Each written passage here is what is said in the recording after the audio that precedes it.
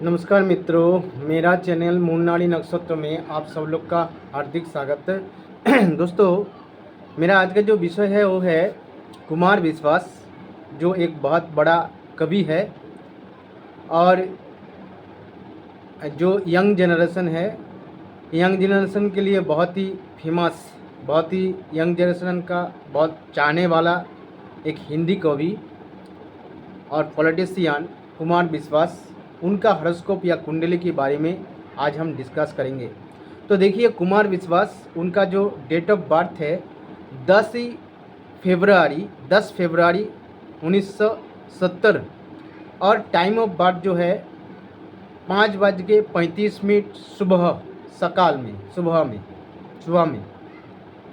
और place of birth है पिलखुआ, गाजियाबाद, उत्तर प्रदेश। तो कुमार विश्वास का जो अगर जन्म कुंडली देखेंगे तो देखिए, उनका हॉरोस्कोप में लग्न जो है वो है मकर लग्न, और लग्न में सूर्य एवं बुध दो ग्रह बैठा है। सेकंड हाउस कुंभ राशि में शुक्र एवं राहु बैठा है।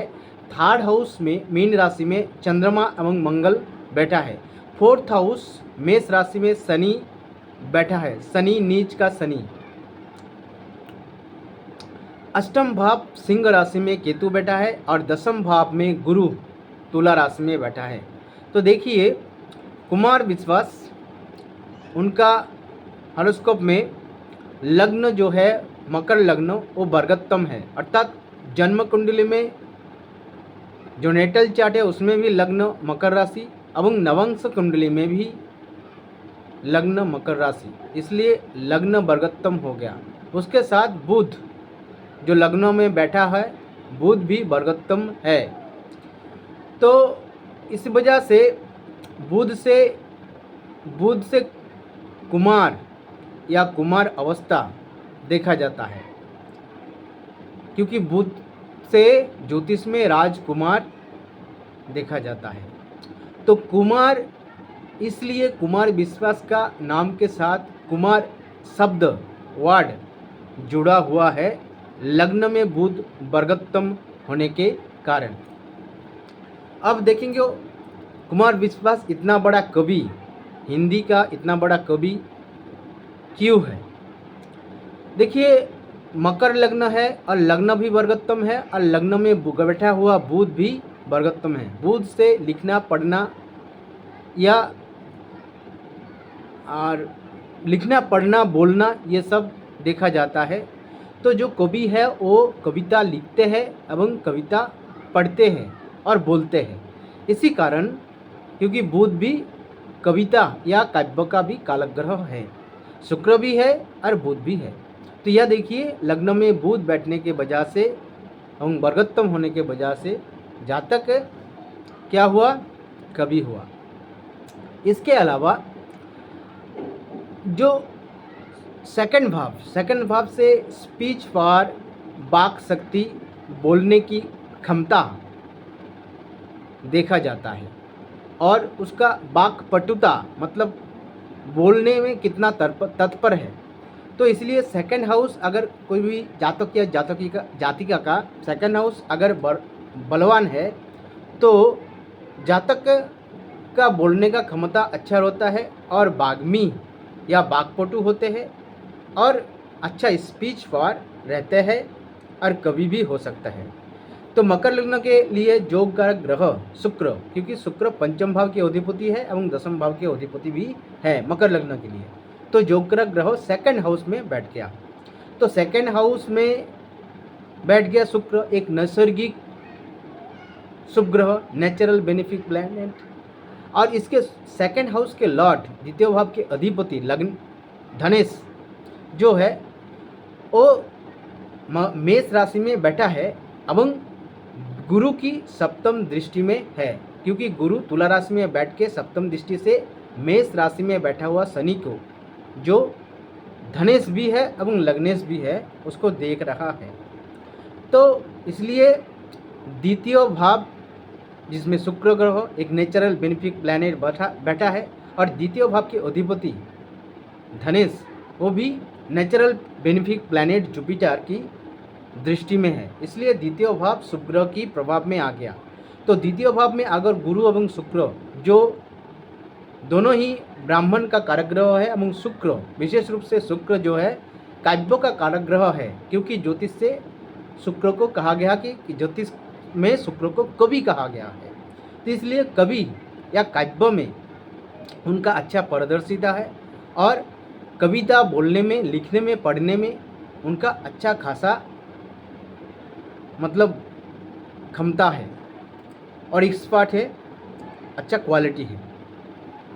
तो ये है। और राजनीति में क्योंकि एक समय जन लोकपाल आंदोलन में कुमार विश्वास ने अच्छा खासा योगदान लिया था और बाद में जो अरविंद केजरीवाल का पार्टी आम आदमी पार्टी या आप का फाउंडर मेंबर है और आम आदमी पार्टी की गठन में उनका अच्छा खासा भूमिका था। बाद में आम आदमी पार्टी कुमार विश्वास ने छोड़ दिया, लेकिन एक समय राजनीति के साथ बहुत लगाव या जुड़ाव था, राजनीति के साथ जुड़ा हुआ था। इसका कारण ये है सूर्य मकर राशि में है।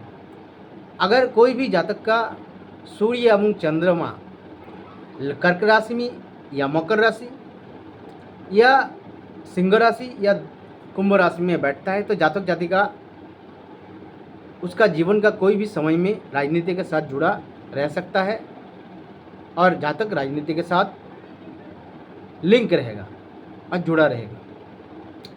ऐसा एक मेरा वीडियो भी है, इस चैनल में भी मेरा एक वीडियो है। अगर कोई भी व्यक्ति का रवि मतलब सूर्य या चंद्रमा अगर कर्क राशि, मकर राशि में, सिंह राशि या कुंभ राशि में बैठता है तो जातक राजनीति के साथ जुड़ा रहेगा। ये एक सूत्र है। सेकंड जो सूत्र है राहु कुंभ राशि में, राहु या शनि अगर कुंभ राशि में बैठता है तो जातक जातिका राजनीति के साथ या पॉलिटिक्स के साथ जुड़ सकता है। और क्या है, दसम भाव में गुरु बैठा है। अगर दसम भाव में गुरु बैठता है तो भी जातक जातिका राजनीति के साथ जुड़ा हो सकता है। या चतुर्थ भाव में शनि बैठा है। अगर चतुर्थ भाव से जनता या पब्लिक को देखा जाता है और शनि भी जनता का कारक ग्रह है, इसलिए कोई भी व्यक्ति का अगर जन्म कुंडली के चतुर्थ भाव में शनि बैठता है तो भी जातक जातिका राजनीति के साथ या राजनीति में जा सकता है। और मकर लग्न जो एक लग्न जो है, ये मकर राशि जो है वो कर्म कालपुरुष राशि चक्र का दसम राशि है। दसम भाव से भी राजनीति देखा जाता है। ये सब कारण की वजह से कुमार विश्वास राजनीति के साथ एक समय जुड़ा हुआ था, डायरेक्टली जुड़ा हुआ था।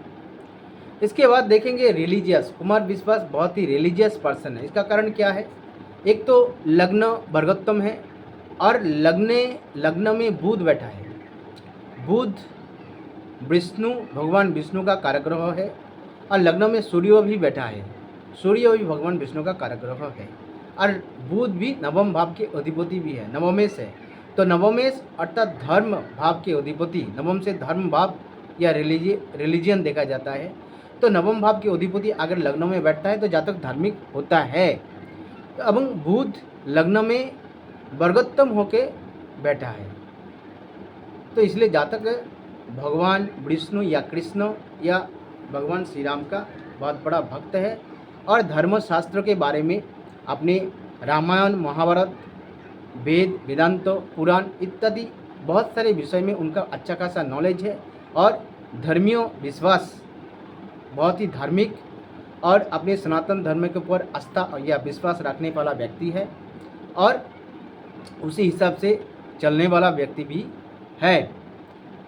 और देखिए कि इनका जो नवम भाव है, नवम भाव कन्या राशि, तो नवम भाव की दोनों तरफ, क्योंकि नवम भाव के एक तरफ केतु है, केतु भी रिलीजियस प्लैनेट, धार्मिक ग्रह है, और दूसरी तरफ नवम भाव के दूसरी तरफ अर्थात दसम भाव में गुरु बैठा है। गुरु भी धर्म के कारक ग्रह है एवं धार्मिक ग्रह है, रिलीजियस प्लैनेट है।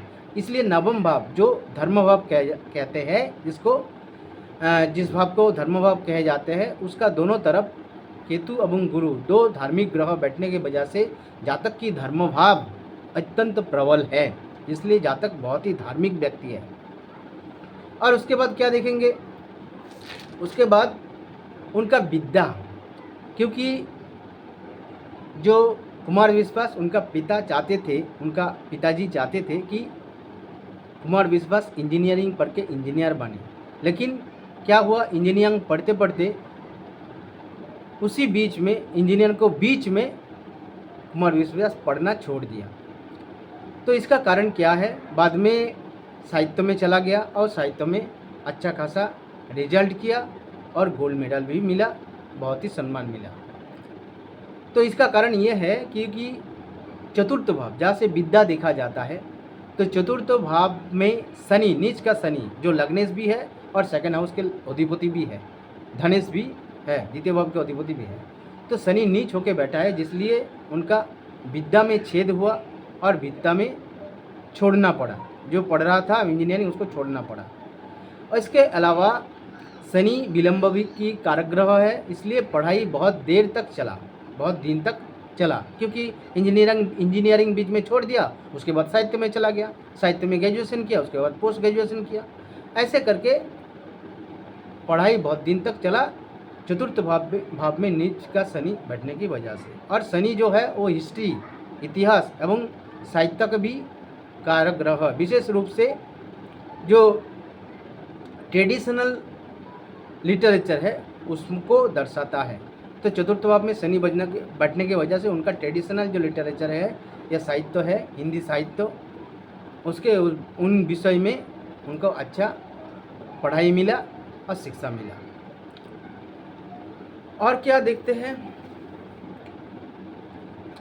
और उनका पॉपुलैरिटी देखिए। चतुर्थ भाव जो है, चतुर्थ भाव में शनि बैठा है, मैंने पहले ही बोला है चतुर्थ भाव जो जनता का या पब्लिक का कारक, पब्लिक का भाव है, एवं शनि जो जनता का कारक ग्रह है। तो इसलिए लग्न चतुर्थ भाव ने लग्नेश, मकर लग्न के अधिपति लग्नेश शनि चतुर्थ भाव में बैठा है, इसलिए जातक बहुत ही पॉपुलर है, फेमस है, और जनता का समर्थन या जनता का आशीर्वाद उनके ऊपर है, जिस कारण पॉलिटिक्स में भी गया और अपना जो फील्ड है कवि की जगत, काव्य की जगत, उसमें भी, और जो मोटिवेशनल जो इवेंट लेते हैं उसमें भी उनको अच्छा खासा मतलब पॉपुलैरिटी है और जान पहचान है और अच्छा खासा पहचान है। इनका देखिए जो स्त्री का नाम, उनका वाइफ मंजू शर्मा, एक हिस्ट्री का प्रोफेसर है, लेकिन उनको पेपर लीक के वजह से कुछ केस या मुकदमा उनके ऊपर चल रहा है, जिस विषय में आज तक उनको क्लीन चिट नहीं मिला। तो इसका कारण ये है, उनका सप्तम भाव के अधिपति, क्योंकि सप्तम भाव कर्क राशि है, कर्क राशि का अधिपति चंद्रमा मीन राशि में बैठा है मंगल के साथ, एक पाप ग्रह के साथ, एवं मंगल एवं चंद्रमा सप्तम भाव के अधिपति सप्तमेश चंद्रमा के दोनों तरफ, एक तरफ शनि, नीच का शनि, एक तरफ राहु बैठा है, तो इसलिए सप्तम भाव पीड़ित हो गया। और क्या, शनि एवं राहु दोनों ही झूठ झमेला या कोर्ट मामला मुकदमा इस सब के कारक ग्रह है, क्योंकि सप्तम भाव के अधिपति मंगल के साथ भी जुड़ा है, मंगल भी कोर्ट केस लिटिगेशन को दर्शाता है, शनि राहु भी झूठ झमेला ये सब दर्शाता है, इसलिए उनका जो वाइफ या पत्नी है उसके बारे में, उनको पत्नी को ये सब झमेला, झूठ झमेला फेस करना पड़ रहा है और अभी तक क्लीन चिट नहीं मिला। इसके अलावा सप्तम भाव के कारक ग्रह शुक्र जो द्वितीय भाव में राहु के साथ बैठा है, राहु भी झूठ झमेला केस, कोर्ट केस कचहरी ये सब दर्शाता है, उसके साथ जेल वगैरह ये भी दर्शाता है, मतलब आईनी प्रोसेस, लीगल प्रोसेस भी दर्शाता है।